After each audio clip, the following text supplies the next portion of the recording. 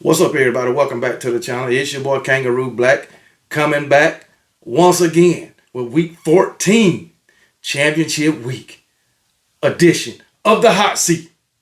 New faces, new names. So let's go ahead and get right into it. And the first participant on the hot seat is Louisville head coach Jeff Brom and his quarterback Jake Plummer. Boy. Jake Plummer, he is terrible. This guy looked like he just threw the game last night. Like he didn't want to be there. He didn't want to play. He looked disinterested. I mean, it was terrible. And guess what? Head coach Jeff Brom sat there and looked at that travesty and did nothing about it. The coaching on the offensive side of Louisville was worse than the play of quarterback Jake Plummer. If you want to call him a quarterback, I'll say that. The guy was 14 of 36, which means out of 36 pass attempts, 22 incompletions. And Jeff Brom's head coach sat there and just let that shit happen. But like I say, 14 of 36, only 111 yards, 0 touchdowns, 1 interception. Even though quarterback for daggone Florida State, Brock Glenn, threw for a measly 55 yards, 8 of 21. He's a third string backup. Jake Plummer is a daggone starter. And you let that happen? Oh my goodness. Like I said last night, this game was like watching Pop Warner football. That's what it was. Daggone, Louisville only had 188 yards of total offense. Total offense. So tell me, you can't tell me that wasn't terrible coaching on the offensive side of the ball. Defense, both sides of the ball was pretty straight. I'll give them that. Louisville only had, Florida State can only get 16 points, but Louisville could only put 6 points on the board. This is a conference championship game. And you come in the game looking like that? I don't know if Louisville, Jake Plummer, and Jeff Brom was trying to help Florida State get in the playoff, because that's what it looked like. That damn sure what it looked. I mean, it was freaking terrible. It was terrible. I couldn't imagine being a head coach and just sitting there looking at this travesty and doing nothing about it. That shit would drive me damn crazy. I most definitely would put the backup quarterback in. I don't give a damn who he is, how bad or good he look in practice. He would have went in and took the place of Jake Plummer. If he didn't work out, I'd have tried somebody else, third stringer, because I damn sure want to put Jake Plummer ass back on the field. Just freaking terrible. Now, I'm telling y'all, I know these guys ain't on the hot seat. I just do this for entertainment, But these two guys, they definitely on my hot seat. I don't give a damn if they on Louisville hot seat or not. They definitely on KB hot seat. KB hot seat don't matter. But it's all fine and dandy with me. But these two guys most definitely deserve to be on the hot seat in Louisville, Kentucky. I know that for a fact. And then, matter of fact, Louisville AD need to put this daggone Jeff Brom on a daggone probationary period when the season start up next season. That is a fact. That is a fact. I don't know if Jeff Plummer is a daggone sophomore, junior, or senior. But I tell you what, he need to be done at the quarterback position. I don't give a damn what nobody say. It is what it is. He don't, from his play last night, he don't ever need to line up on the center, in the shotgun, for nobody as a daggone quarterback. Nobody. Not even in the backyard. That guy is freaking terrible. So it is what it is. And Jeff Brom, you need your ass whooped for allowing that shit to happen. So it is what it is. Jeff Brom, Jake Plummer, welcome to the hot seat. Next on the list, we got head coach of the Iowa Hawkeyes, Kirk Ferentz. I guess that's how you pronounce his name. And his offensive coordinator, his son, Brian For instance, why you got your daggone son as an offensive coordinator? Your son played as an offensive lineman. You got your son, a former offensive lineman, trying to coach and tutor a daggone quarterback. What kind of crap is that, man? Oh, my goodness. And then your quarterback, Deacon Hall, 18 of 32, 120 yards. And guess what? Once again, 0 touchdowns from the quarterback position. Oh, Lord. Oh, my goodness. And once again, a conference championship game. But everybody knew Michigan was gonna beat y'all ass. Everybody knew that. They got defense, but they don't have no offense. Your offensive coordinator, Kirk Ferentz, your son is terrible. He has no business being an offensive coordinator. He has no business trying to coach a daggone quarterback. He have no idea as to what he doing. And I should put your AD on here because guess what? He allowed it to happen. This is damn ridiculous. You got what? 5 guys that had carries yesterday. Neither one of them went over 25 yards. Your leading receiver, 50 yards. Freaking terrible. Our Hawkeyes, 155 yards of total offense. They ain't do no better than daggone Florida State. 35 yards rushing. 2.8 yards per play. Freaking terrible. 4 of 15 on third down. You had 3 turnovers in the game too, so it is what it is. But this guy Brian Ferentz has no business being an offensive coordinator when he played football as an offensive lineman. So, and you know he don't know nothing about coaching no damn quarterback. All right? Oh Lord have mercy, man. I don't think he should. He'll be a good offensive line coach, but an offensive coordinator? Hell no. Hell no, man. Come on, man. Y'all know better than that. So it is what it is. It bees that way sometime. I ain't gonna spend too much time on you, Kurt Ferentz and Brian Ferentz. But both of y'all are terrible together. A father and son duo, straight horse shit. I'm gonna tell you that right now. Fucking terrible. But both of y'all, Kurt Ferentz, Brian Ferentz.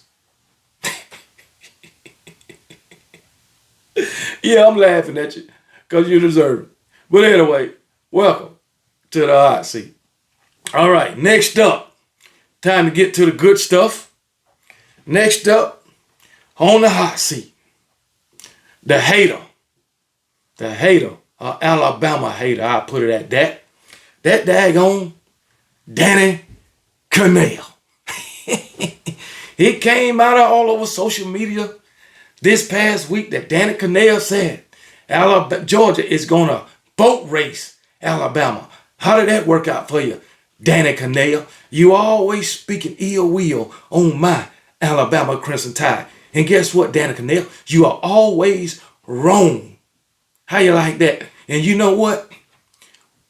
I know Alabama getting in the playoff over your Florida State Seminoles pissed you off even more. And I'm glad they did. Keep your damn mouth closed. The mute mouth, that's what you need. Keep it closed, Danny Kanell. You are the biggest Alabama hater there is out there. And there's a whole lot of Alabama haters. But you the biggest one of them. You are used to be on national TV hating on my Alabama Crimson Tide when your Florida State Seminoles is bottom of the damn barrel. Okay, you had a good season this year, but too bad your quarterback got hurt.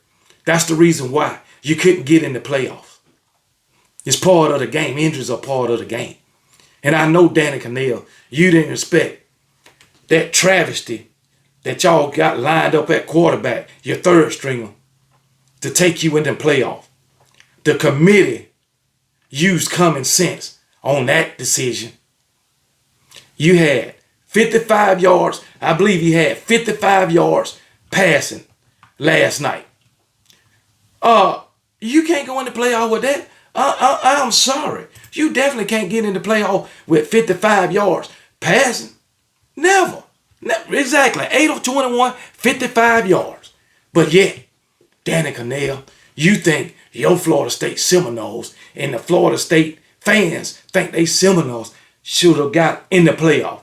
Not with that Travis. With Jordan, with that travesty of a quarterback you got. But if Jordan Travis was there, yeah, you'd have been in the playoff. You'd have earned the right. But hey, it is what it is. It bees that way sometimes. In the game of football, you don't always get what you want. Danny Kanell, you ain't even considered a has-been when it comes to football. In my eyes, you is a never was. That's what you is, a never was. So leave my Alabama Crimson Tide alone. Stop speaking ill will on my Alabama Crimson Tide, Mr. Danny Kanell, a.k.a. never was. So Mr. Danny Kanell, welcome to the hot seat. Next up on the hot seat, the one and only, the former Georgia Bulldog player, linebacker, defensive end, defensive lineman, whatever position he played, David Pollack. How you feel now, David Pollack? You ran your damn mouth. You ran your damn mouth in Nick Saban's face. Now look at you. You ain't said nothing since the great one, the greatest coach in all of football, toppled what you had as the best coach in college football, Kirby Smart. You ain't said a damn thing. Just a few months ago, you said the Georgia Bulldogs was the new dynasty. What happened to that? That was a quick-ass dynasty. You're speaking, disrespecting my Alabama Crimson Tide and the greatest college football coach of all time. That didn't work out too well for you, David Pollack. Just like it don't work out well for anybody who disrespect the GOAT and disrespect my Alabama Crimson Tide. Just the other day, Snap Podcast, the Hater Podcast, you said that Georgia clearly has the best coaching. How'd that work out for you? You said that Alabama is undisciplined. They commit turnovers. How'd that work out for you? They commit penalties. How'd that work out for you? According to what I'm looking at, Georgia Bulldogs committed more penalties than we did yesterday. Georgia Bulldogs had more turnovers than we did yesterday. They should have had more. Should have had more. As a matter of fact, Carson Beck should have had 2 to 3 interceptions. Those defenders for Alabama just missed the ball. They didn't catch it. So it is what it is. You can say they got the best, Georgia got the best coaching. Georgia don't commit turnovers. Georgia don't commit penalties. Well, guess what? They get their ass whooped when it comes to my Alabama Crimson Tide. You forgot to mention that. David Pollack. You should have never said what you said at that national championship game when Nick Saban was sitting right in your face. You shouldn't have never said that. But I got to give it to you. It took some big balls to say that in front of Nick. Guess what? Them goddamn balls them shriveled up now. I can tell you that.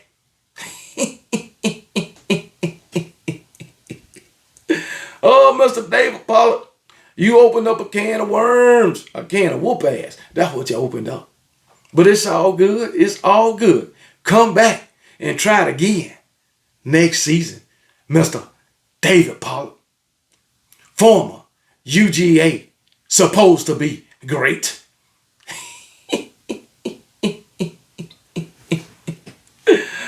Oh, boy, I bet you won't say a damn thing no more. I guarantee you that. But anyway, Mr. David Pollack, welcome to the hot seat, baby.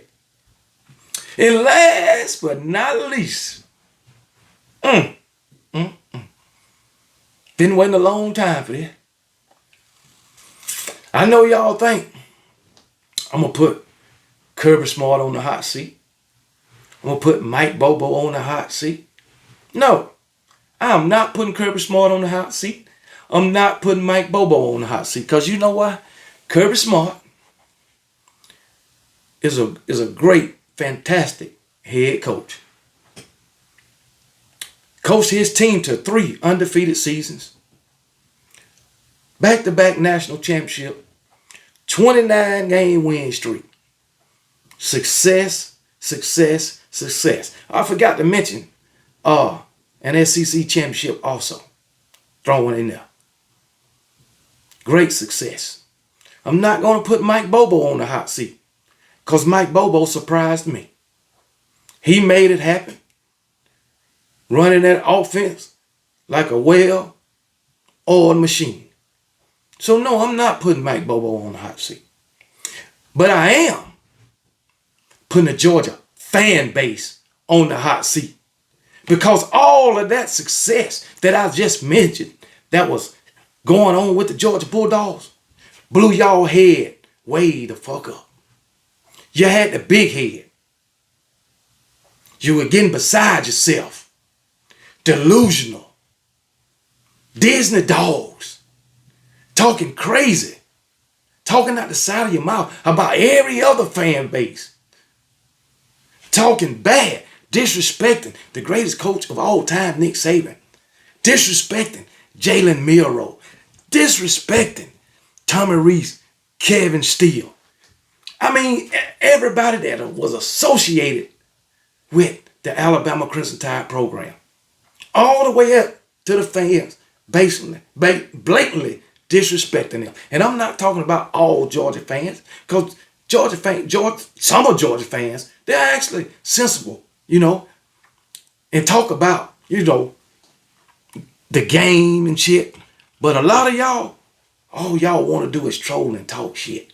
That's all you want to do. And it wasn't like that before 2021. Once you hit that first national championship, your heads got big as hell. Then you won another national championship, SEC and a national championship, and that took you overboard. You're acting like you couldn't be beat on every Alabama podcast just to troll them and talk shit. That's what y'all was doing. Straight hate. Nobody can beat the mighty Georgia Bulldogs. Who gonna beat the mighty Georgia Bulldogs? Who gonna stop Brock Bowers? Who gonna stop Ladd McConkey? All of this. We got the best coach in college football. We got Kirby. That's what y'all was saying. That's what y'all was saying. Speaking ill on the Alabama Crimson Tide. And we told y'all the reason why is that way? Because y'all ain't played Alabama since 2021. We told you that. But your head was so swole you didn't want to damn listen. We told you that shit. Did we not? You talked about Jalen Milroe. You asked me the question. Would you rather have Jalen Milroe or Carson Beck? And this ain't nothing against Carson Beck. Great quarterback. Ain't nobody on that team. I'm not putting none of them on the hot seat. But like I say, ain't nothing against Carson Beck. But you asked me, who would you rather have, Jalen Milroe or Carson Beck? And I told you, Jalen Milroe. Y'all say I was a damn fool. Oh, come on, KB, come on, you know you're not. Okay, all right. But I told you, Jalen Milroe. And what did Jalen Milroe do? Came out, defeated Carson Beck. You was telling me about how many yards and shit Carson Beck threw. And this was just last week on my show. Like I said, Carson Beck, they threw probably 1,000 yards more than daggone Jalen Milroe this season. But guess what? As of last night, Jalen Milroe this season they threw more touchdowns than Carson Beck. And got more touchdowns on the ground than Carson Beck. Just putting it out there. Just putting it out there. It is what it is. Matter of fact, Jalen Milroe is responsible for 35 touchdowns. Just putting it out there. 23 on passing too. But oh well, that's neither here nor there. This ain't about Carson Beck and Jalen Milroe. It's about you fans and not knowing, you Georgia fans, and not knowing what you're talking about. I told you Georgia fans that Alabama had the better defense. And they do. But some of you Georgia fans say, well, we got more yards than y'all last night. You got 6 more yards more than us. As I recall, let me go check it out. I believe it's 6 more total yards than us. We got 306 and y'all got 321. So you have 15 more yards than us. Whoop the fucking do. The thing about it, you didn't have more points than us, and that's the only thing that counts. Your Georgia Bulldog fans talked about the offensive line so bad that it was ridiculous. Talked about us bringing in Tyler Buckner. We don't have a quarterback. Ask us who our quarterback is now. Ask us that shit now. Talking about we're going to lose 3 and 4 games. Where we at now? Where we at now? And I told you, Georgia Bulldog fans, it's going to all come to an end at the hands of my Alabama Crimson Tide. And did it not? Did it not? From time y'all won that second national championship, 3-peat was in your head. The whole off season, all of this season. Who's going to stop Georgia? Who's going to stop Georgia? We got Brock Bowers. We got Brock Bowers. Oh, Lane McConkey. Who's going to stop Lane McConkey? Oh, Carson Beck. Carson Beck is this and Carson Beck is that. Oh, Kilmer Milton. Come on, baby. I told you.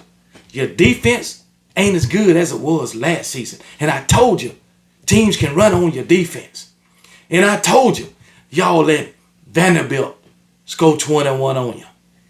UAB scoring 20, 21 on you.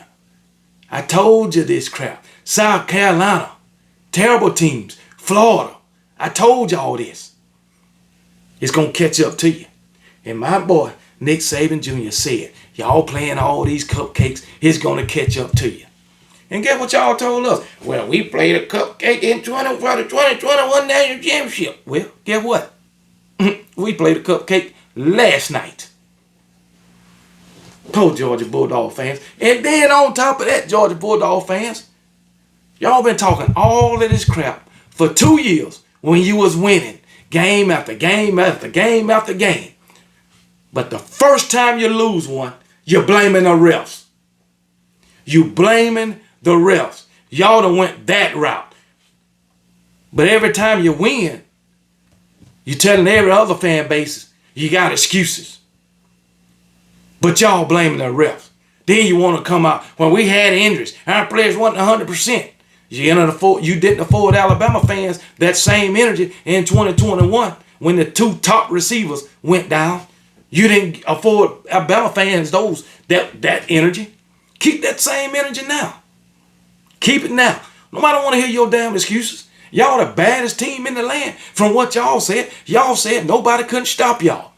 But now you've been stopped. You're resorting to excuses, blaming injuries, blaming the refs. I never thought a Georgia Bulldog fan would blame the refs. Boy, was I wrong. Boy, was I wrong. Well, keep blaming them. But the fact of the matter is, the game is over. Cry, whine, bitch and moan all you want. The fact of the matter is, the game is over. Fact of the matter is, your win streak is over. Fact of the matter is, you ain't going to the playoffs. And it all came to a halt at the hands of the very team that you said was going to lose 3 or 4 games. That you said wouldn't make the SEC championship. That you said can't beat Georgia. That you said wasn't going to the playoffs. Hey, that's what you said. It is what it is. But anyway, I digress. So, Georgia Bulldog fans, go back to the drawing board. Try it again next season. My Alabama Crimson Tide, they'll be too busy preparing for a playoff game. Mm, mm, mm, mm, mm. I bet it never dawned on you, Georgia Bulldog fans, say last week that you would be sitting at number 6, not even in the top 5 at the end of the season. It never dawned on you, did it? Well, get what? It's reality. Roll damn tide.